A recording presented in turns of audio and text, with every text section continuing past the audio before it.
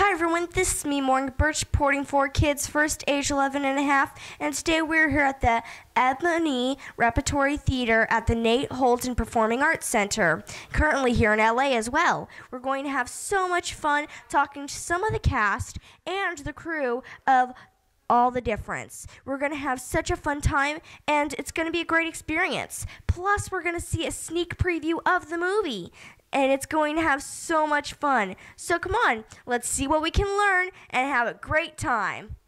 I'm here with Ryan Festo. How are you? I'm good. How are you doing? I am great. So are you excited to be here at the premiere of All the Difference? Yeah, I am excited to be here at the premiere of All the Difference. I know these guys from the neighborhood. We're all from Chicago, so I'm very happy to support them in their film.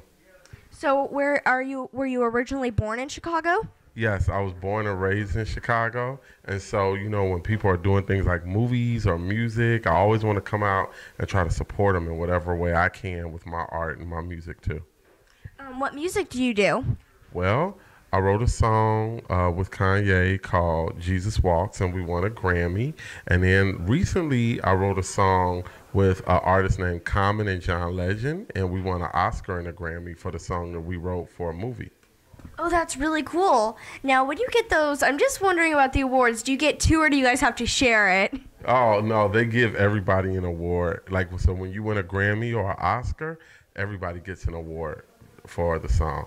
Good, so there's no like you get it this week, I get it that week. Yeah. We don't have to like split the weeks. That wasn't working, so we had to call the Oscars and tell them they had to give us each an award. That's probably a good idea for everybody's sake. Yeah, very good idea. Now, how long have you been a part of this film, or did you like just show up to do the events, or how did that work out?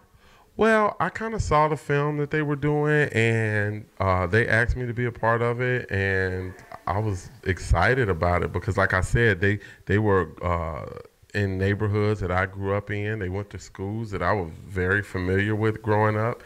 And so, you know, like I said, you know, people from the same community have to support each other when they're doing art and they're doing their work. So just the same way I would hope somebody from your community will always come on your show and support you because you have such a great show.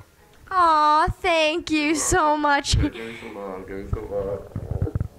And what was your hardest struggle in your life when you were trying to like make it into doing your singing, in your career? Well, the hardest struggle is getting people to listen and people to watch. The hardest struggle is gaining an audience, and so it's something you have to just keep at and be consistent with and never give up. And other than your family and your friends, who else motivated you really to be a rapper and be able to lift you up when you were down on your lowest points? That's a very good question. Other than my family and my friends,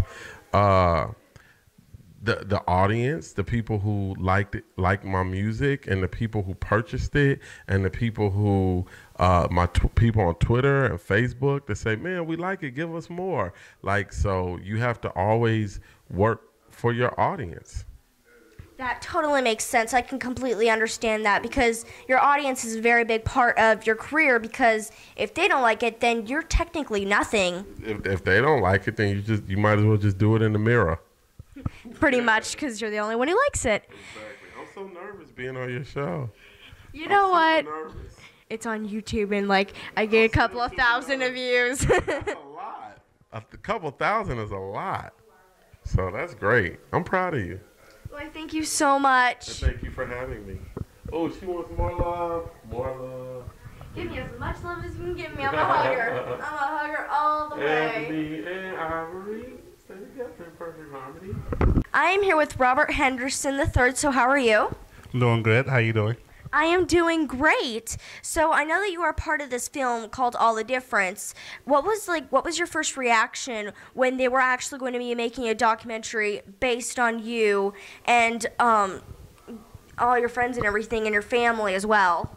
Well, when I first got the news that I'm going to be in a documentary about my life, I couldn't really believe it. It was more like unreal.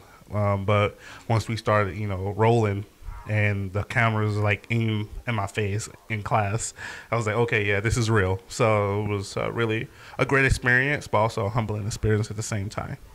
So you never really had to do redo anything? Like, this was actually filmed at the moment of you doing your classes and everything? It wasn't like you had to retake college or anything to make this film? There was no redos. This was all natural, all raw footage that you guys are going to witness September 12th on PBS. Yes, be sure to check it out September 12th. It sounds like a terrific film, and I've watched a couple of bits, and it really does look great. Now, other than your friends and family, what gave you the most support when on your lowest points that lifted you up and basically made you continue to go to college, and even though your life is really rough, basically gave you all the support? Well, other than my friends and family, it would definitely have to be the community where I come from, which is Inglewood, the south side of Chicago. A lot of those people really depended on me to make it out of that neighborhood and actually make something of my life. So just having that thought in the back of my mind that I have the whole community on my back really just gave me the extra push and the drive to make it out of college in 4 years. Well, that's amazing, really. And what happened after the documentary was filmed? Like, what happened with other than that with your life, basically? Well, after the documentary was over, I completed my year of service with City Year in South Carolina. And after that, I moved from South Carolina to Colorado to teach 2nd through 5th grade mathematics, where I'm still currently teaching there. Oh, well, I'm originally from Colorado, actually, and that's amazing. Now, I know that you actually wanted to be a doctor when you were studying college, but what happened to that? Like, why did you decide to be a teacher instead? So that's a great question. So my original plan was to be a doctor, an anesthesiologist actually.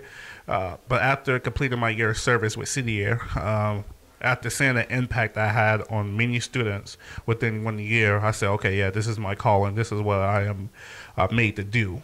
I'm able to relate to the kids, actually relate on their level with actually, at the same time, to give back to the community. And what's your favorite part about teaching?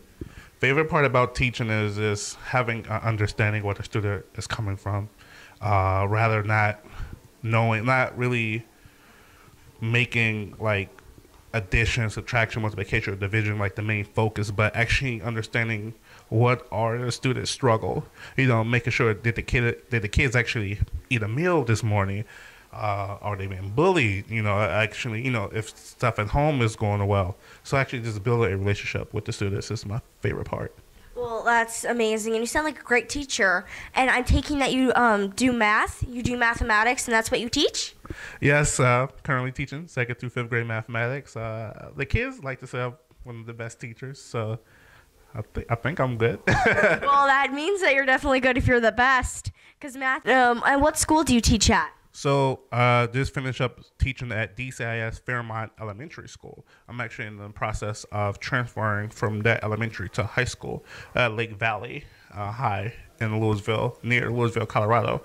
And I am not a Broncos fan. I'm actually a Carolina Panthers fan. Boo. Thank you so much for this interview. No problem. Thank you for having me. Nice meeting you. A pleasure. What did you want to be when you were studying college? When I started college, I wanted to be a U.S. Marshal, but avenues changed and I'm down a different route. And what are you doing now? Right now I'm at Urban Prep in the admissions department, working with recruitment and admissions.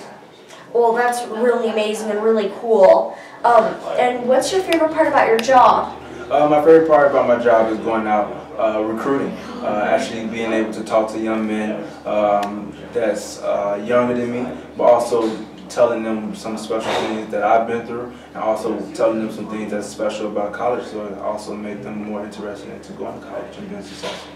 Now, I know that you had quite a rough life and that it really, your family was very involved in gangs.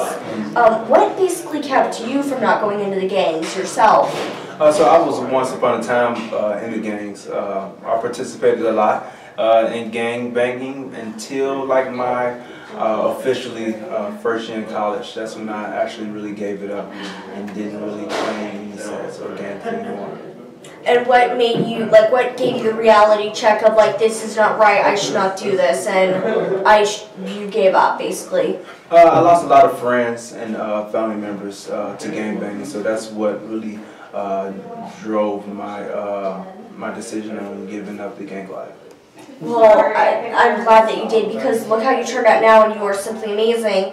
And I know that you actually have a little baby who's only 1 year old. Is it a boy or a girl? A boy. His name is Krishaun Curtis Branch, Jr. Oh, that's adorable.